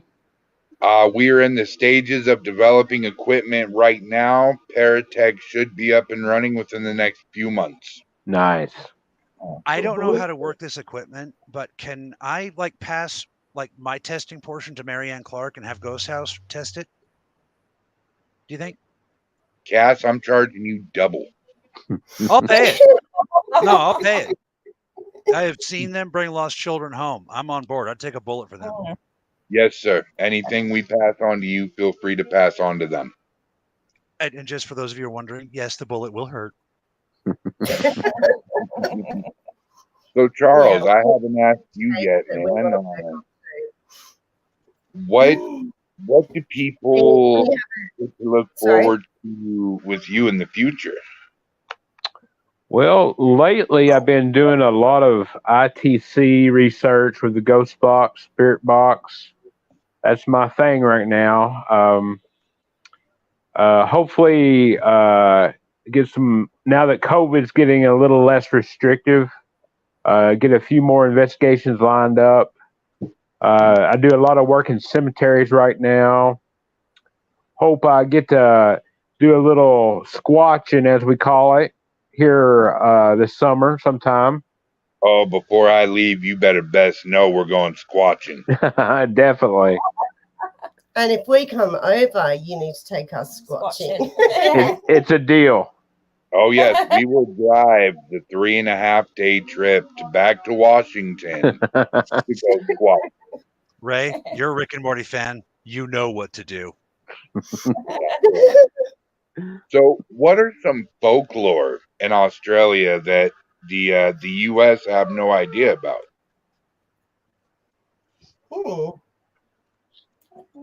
What do you mean by folklore, Brian? Like, You know, like up here we have the Jersey Devil, we have the Mothman, we have Sasquatch. oh, okay, yeah. I can't recall. I don't recall us having anything strange like that. Yeah, I can't recall. Maybe over east, but yeah, not in WA. Yeah, I'm telling you, you guys have one of the most mythological creatures. I've never seen one in person. I've seen them on camera, and I'm scared shitless of them. Okay, what is it? Kangaroos. Oh. Hey, I've got like they like where I live. We have them all around us at the moment. I had to do a whole episode once. I had to do a whole episode once on why you can't turn into a were-kangaroo. I just want to hop into their pouch, but I don't want to get my ass handed to me on a silver platter by a kangaroo. Dude, they will, dude. Even Muhammad Ali would not get in the ring with one. Yeah, they're pretty powerful. I would wrestle a grizzly bear over a fucking kangaroo. Yeah. Like, top 5 animals I'm scared of. Kangaroos, number 5. All right, Joe Rogan, UFC, you heard it. Let's make it happen. Call me. Yeah.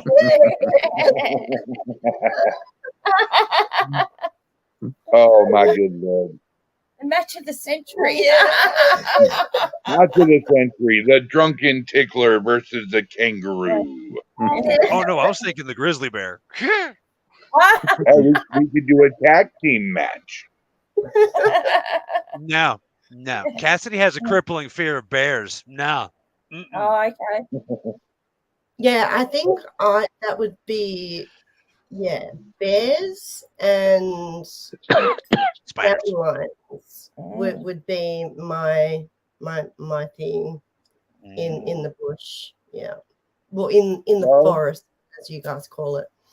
What are your feared animals? Well, I think Australia has, is it 10 of the most venomous snakes in the world? Something like that. Is it something? Yeah, well, I mean, it's quite, like Australia's got this bad rap of being the deadliest place to live on earth. But, like we don't have, like red belly, black snakes, just randomly going through the house or, a kangaroo banging on the back door. It's not as bad as what it seems. Or hookjaw mouse eating spiders with mana bars. Yeah. No, I think what it is people they hear about the various spiders, and it's not just the venom. Like the way those things look is scary. You know what I mean? They're some of the scariest looking spiders in the world. So people let that get in their imagination, and it's like, dude, hippopotami injure more people a year than those spiders. I know. Yeah, they're super Let aggressive. me tell you what. You get a little, I'm talking this big little house spider. My 6'5", 385-pound ass is jumping on the counter, screaming like a little schoolgirl. Dude, I'll be right there with you. I'll bring the maid outfits. Yeah. And then our wives can take care of the spider and we'll be all right. Because we're manly men. My wife will get down there, let it crawl all over. Oh, I think I'm going to name this one George. Put it in a Gatorade bottle. You put that thing anywhere near me, and I'm chucking it about a mile away. The pride will vouch. If I let Shannon catch a spider, she's throwing it at me. Yeah. The beautiful and ominous Ader McCraw says, maybe check out the Peacock Spider. Oh, those guys are cute. Oh yeah, they do this little dance. They're colored. They're like very, very brightly colored, and they wave their little arms. They're adorable. Oh yeah, I know the ones. Yeah. David Dement says, I used to go snake hunting. So David, that means you went to go hunt for yourself. Very nice. Rattlesnakes get eaten. The duty of protecting the house from snakes, and my ex-husband would lock himself inside. That'd be me. Even when I was like very, very pregnant with one of our children, I had to deal with snake. So that's why he's your ex-husband then. Yeah. All right, guys. If your wife is pregnant, you can't protect her from a snake. Just man card. Come on. There are trans people who need that. So Charles, what is your fear of the animal kingdom? I'm not real sure. My wife's terrified of spiders. I'm not really too afraid of them. I don't know. That's a good question. Yeah, there is something I'm terrified of, and it's not an animal. It's a sprinkler. Well, they make such a terrifying sound. Well, you know them sprinklers that go... Right? Yeah. I'm going to tell you a story, Kay. Me and my 480-pound investigator, 120-pound investigator, and David. We were at one of the cemeteries ready to sign our contract to be able to be in the cemeteries overnight. Well, we were about an hour early, so we got bored and decided to go check out the mausoleum over in help me out, Charles. Greenwood. Mausoleum across the street from Greenwood. Riverside. Riverside. There it is. So we go in the mausoleum. We're the only people in there. We hear a slight boom. We're like, okay. So like Scooby-Doo and the gang, we go investigate. So we get down the stairs and we're about halfway down the mausoleum. We hear it again. Boom. Okay. We got to figure this out.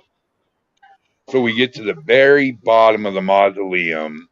In front of us is a stone wall, and up further to the right is a curtain with a room. Well, we get to the curtain in the room right before we open it. Boom! You see my 480-pound investigator run faster than my 120-pound investigator. You see my fat ass running right alongside my 120-pound investigator. And we get outside and we're breathing hard. We're freaked out. And then all of a sudden we hear it outside. We're like, what the hell? So we walk around the corner of the mausoleum. It was the damn sprinkler hitting the window. Oh, yeah. Okay. Endeavor after that I can't hold. After that, I questioned myself as a paranormal investigator as I went to the bathroom and changed my underwear. Tater says this is one of my favorite stories. Your wife is a sadist. Well selected. Marianne is wondering, is getting this message from something or somebody wants to, you guys, Jake is what do you guys know the name Jake or whatever? I'm trying to get her to get to give us more of the message, but like her heart's pounding and everything. So she wants to know. David says, oh my God, I remember that. Me too. And I wasn't even there. That's how funny it was. Marianne's asking me if I know a Jake. Yeah, or a spirit saying something to her regarding Jake, and it's getting quite insistent. And well, I tell you what, like my guides have been trying to give me messages, but they love to give them to me in bits and pieces in dreams, and then only let me remember briefly. So it's like doing a freaking jigsaw puzzle, trying to put together the message. I can feel you there. Yeah. Empathy. I mean, I have a cousin, Jake, but he's alive. Well, maybe we can put you and Marianne in contact. So she's going to be on the show on Tuesday. So, like, you know, we'll figure something out. That's like a behind the scenes thing. So yeah, cool. Sounds good. I do know a Jake. So do I, but I don't think she means my godson. I don't think she means my insurance agent either.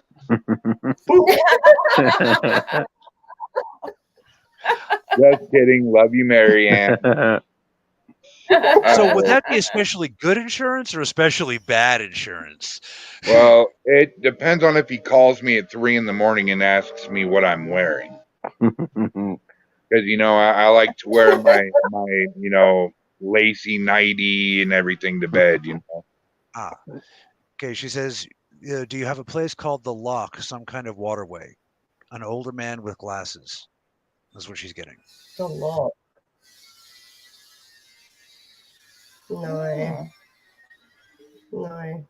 All right. What about you, Charles? As far as Jake? Jake or the Loch, a Mm-mm. waterway.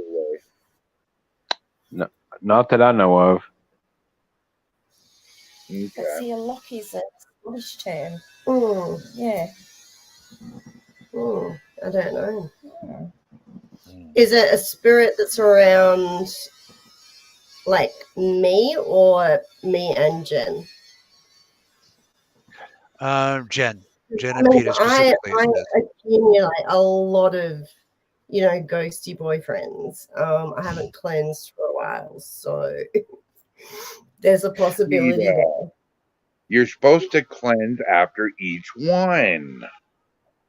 I know. You get a ghostly boyfriend, you guys break up, you got to cleanse him and cross him over. I know. Sounds like a Valentine's Day ritual to me. No, Maybe that's when you just got to have. Speaking of that, have you guys ever heard of the lady that dates nothing but ghosts? Yes. No. So this Yeah. lady, Yeah. she's been on millions of podcasts and shows, and she had a ghostly encounter one night. A spirit actually molested her, and instead of getting freaked out, she actually enjoyed it and Yeah. communicated with this spirit to be her boyfriend. Now, her ultimate goal is to get pregnant by this spirit and have a ghost child. Biology Is has some someone questions. in Perth or I think she was British. Was she that one British? I'm not judging, and if she's watching, I don't want to make her feel bad, but I have questions, and I'd want to get a reading to see what her beta radiation levels is. Because the fact is, if she is doing something like that, if she has managed it, then she's putting herself in danger. But it sounds more like she's making stuff up. You see, the latest update on her was she was in a steady relationship. They went out of the country somewhere. Her ghostly boyfriend started hanging around other spirits. Wouldn't come home for days. Treated her like shit. So they're on the outs right now. Somebody may be projecting some issues from her past. Yeah. She's on a break. They're on a break for a while. And we've lost PETA.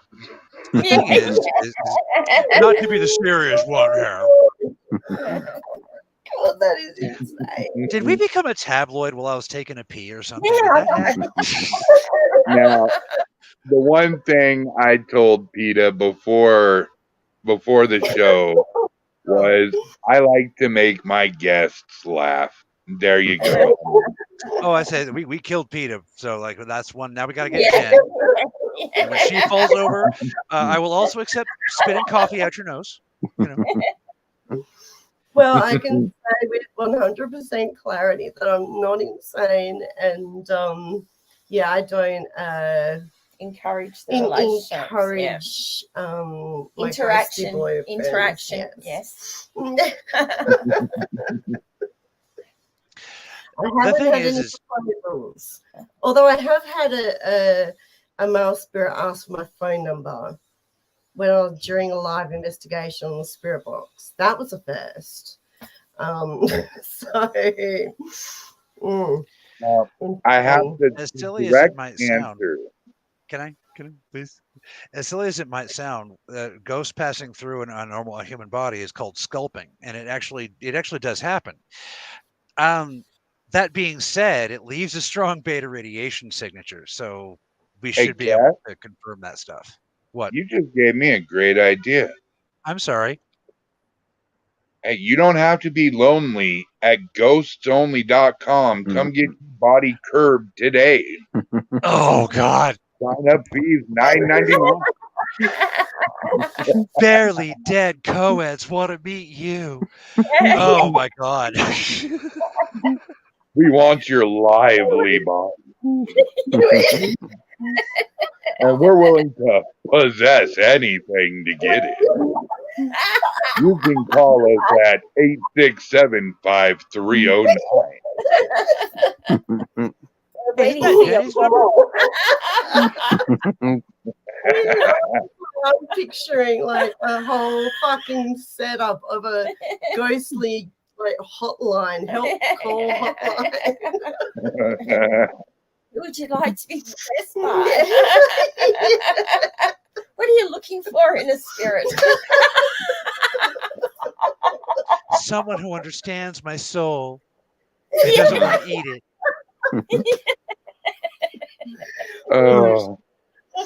Oh my God. Now, they're bringing up some interesting conversation in the chat about the Lougarou. What do you guys know about that? Rougarou. Yeah, he spells it Rougarou, and I imagine that's the Creole influence. But in proper French, it would be Lougarou with an L. It means the same thing. Wolfman. Have you? Oh, Wolfman. Oh, Wow. is that our Aussie Wolfman Rougarou? Yeah, I don't know. See, I prefer like werewolf. You guys get to call them werewolves. What do we call them? Rougarous. It sounds Well, like they are slightly different monsters, you know. So No. A werewolf is a werewolf, and a vampire is a vampire. and a Rougarou is something else. Ah. Now the first what you might call legitimate sighting of the Lougarou was in Gévaudan, France in 1400s, and that's actually where the idea that you can kill a werewolf with a silver bullet comes from. Is the farmer who actually killed the beast of Gévaudan did so with his wife's crucifix that was silver. He'd melted into a bullet and shot the thing. Wow. So there is some belief that they found the taxidermied the taxidermied beast, and it's actually a Highlands hyena. I have questions. I don't quite buy it. I mean, it's not like people didn't know what a hyena was back then. Hyenas are kind of in the Bible, aren't they? And among a number of other things. It's not like people didn't know what a hyena looked like in the 1400s. And for those of you who are fans of the movie Brotherhood of the Wolf, yes, it's referencing the same thing, but with a lot more chopsaki. Yeah, I don't know. If I had a choice, I think I'd go the vampire. Become a vampire.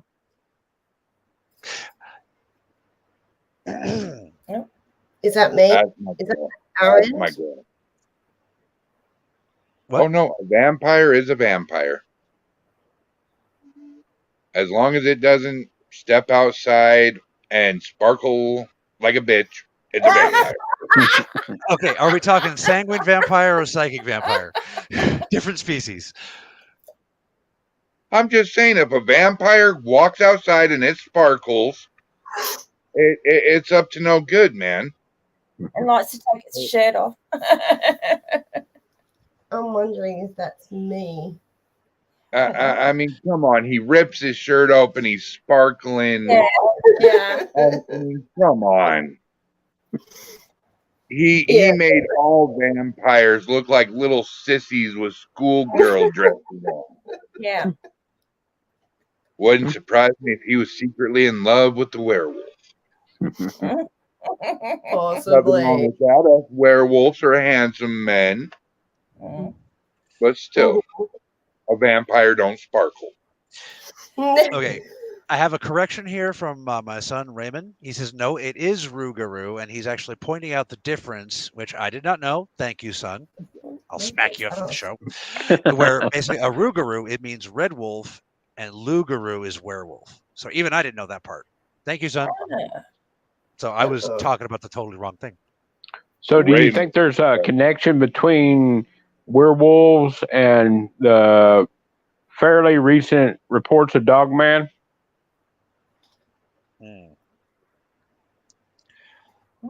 What is a Dogman?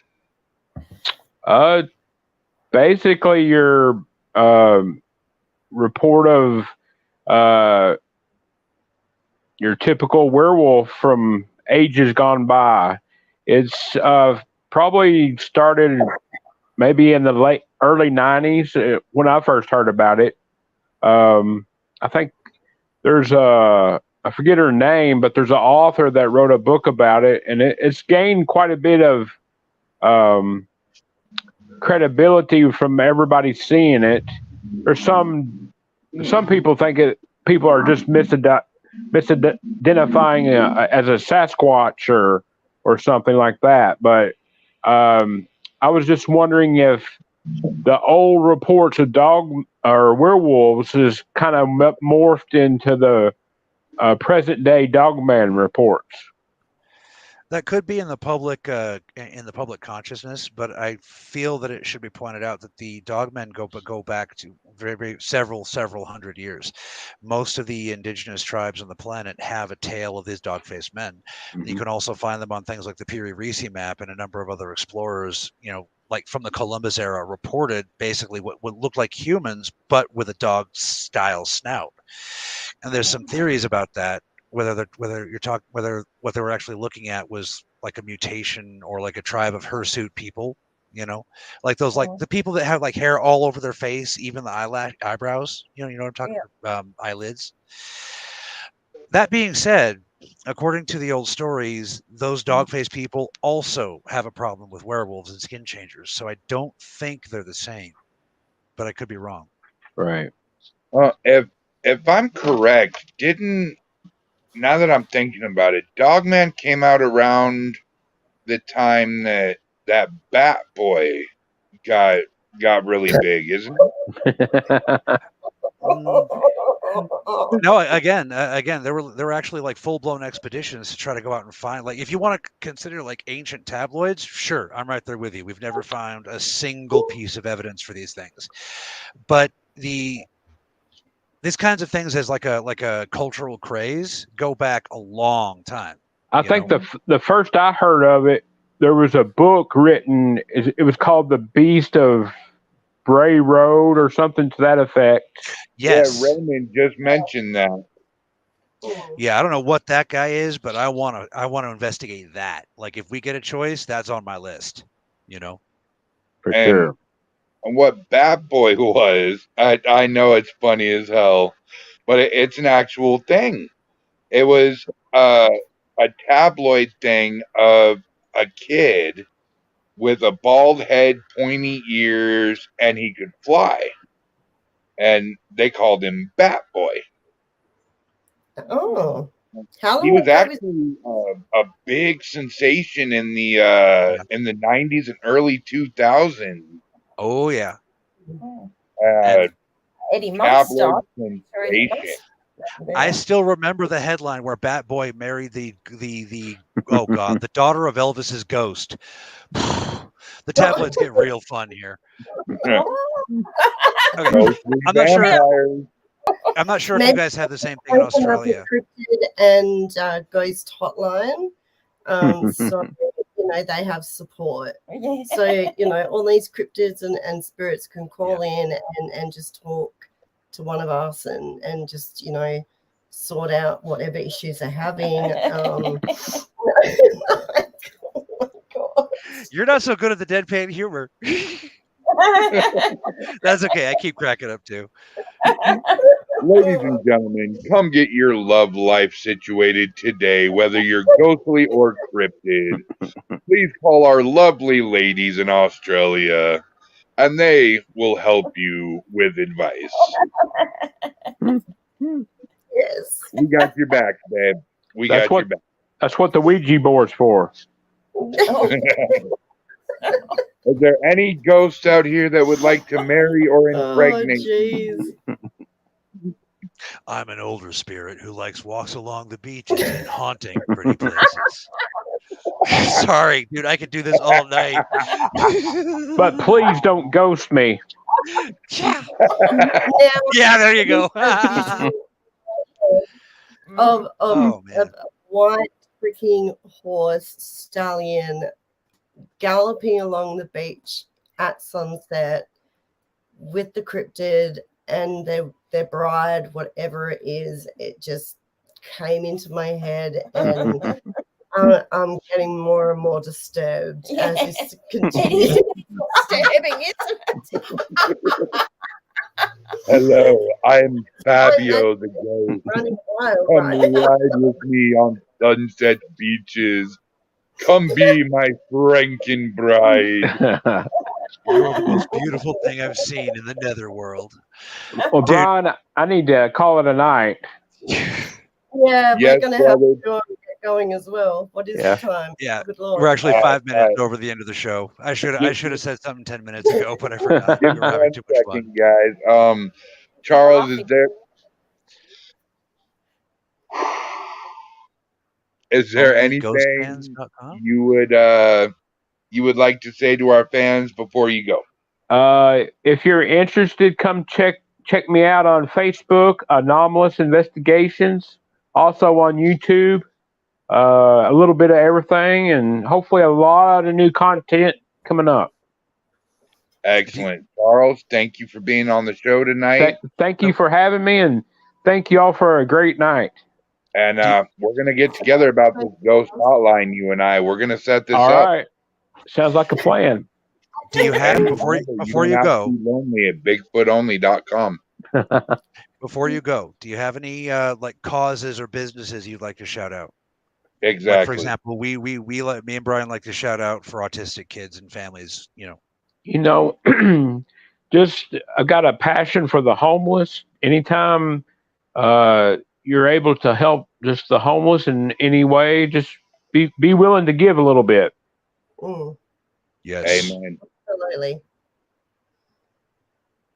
Amen. And Jen and Peter, is there anything you would like to say to our audience before we unfortunately have to part?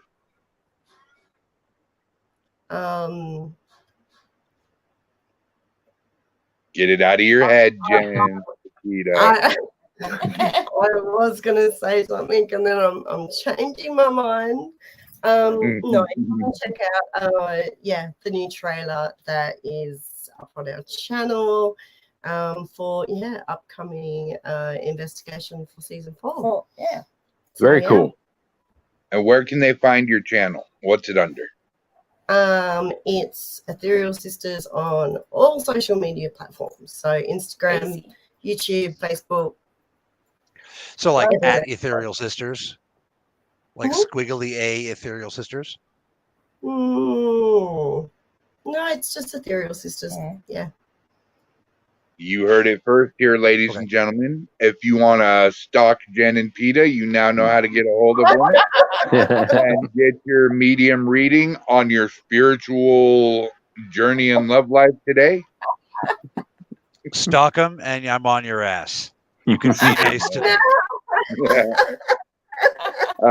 You guys have a fabulous night. Thank you for being on the show. And for everybody in Australia and New Zealand watching, we support your troops. Thank you for everything you're doing over there, and keep up the good work.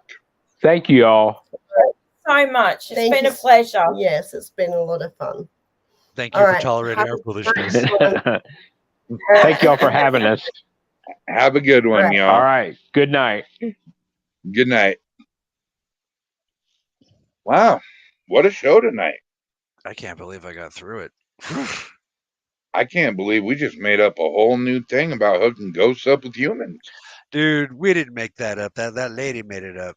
But whatever. Yeah, but we sure as fuck ran with it. Yeah. I'm all trying to be scientific while people are laughing. Oh, it was great. And don't forget, ladies and gentlemen, the next podcast coming up will be Paranormal Static with Brian Horton and Robert Humphreys. Make sure to go check them out. They're on Facebook. They're on YouTube, PD Regional Paranormal. They got a great show. And starting next Friday will be a brand new premiere of Tiffany's Tarot. And come get your tarot card readings done for free. Cass, anything you want to say before we end the show, brother? Yeah, just remember, folks, people are going to try to rob your power. They're going to try to tell you you don't see what you see. They're going to try to tell you you're wrong. They're going to try to tell you lots of things. We play it for a joke, but don't let anybody break your stride. Don't let anyone slow you down. Okay? You have got to keep on moving. If my crazy ass can do this, so can you. Okay? So be safe out there. Remember, we love you, everybody. I did it backwards. It's supposed to be, we love you, everybody, be safe. Y'all know the words. We love you, everybody. Be safe out there. And to everybody, have a hauntingly good night, a ghoulishly good day. We love you all, and we will see you next Sunday. Bye-bye.